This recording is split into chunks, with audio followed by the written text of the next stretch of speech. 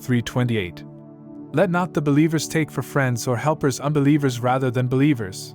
If any do that, in nothing will there be help from Allah, except by way of precaution, that ye may guard yourselves from them. But Allah cautions you to remember Himself, for the final goal is to Allah. At first glance, this verse might seem like a strict prohibition, but let's break it down. Islam doesn't forbid kindness or cordial relations, but there are specific levels of friendship and interaction with non-Muslims that are outlined. There are 4 types of relationships mentioned in Islamic teachings. 1. Muwalat, close friendship. This refers to deep emotional bonds, and it's forbidden for Muslims to form this level of relationship with non-Muslims. 2. Muwasat, compassion and sympathy. This allows for acts of kindness, charity, and support, especially when there's no conflict of faith. 3. Mudarat, cordial relations, casual politeness and cordiality, such as being respectful and courteous. This is permissible in many contexts. 4. Muamalat, dealings and transactions, business dealings, employment, and trade are allowed, as long as they don't harm the Muslim community. But here's an important point.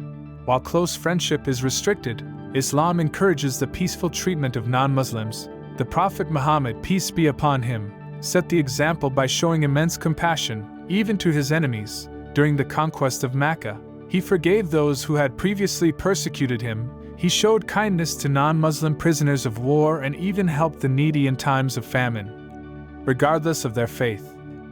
The Quran also makes it clear that a Muslim can marry a non-Muslim woman from the people of the book, meaning Jews and Christians. Since marriage is a deeply personal bond of love, this shows the difference between forbidden friendship and permissible interactions like marriage.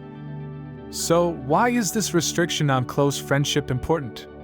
Historically, this verse was revealed during times of conflict, where some groups sought to harm Muslims. Allah warned the believers not to form alliances with those who actively opposed their faith, as it could compromise the Muslim community's safety and unity.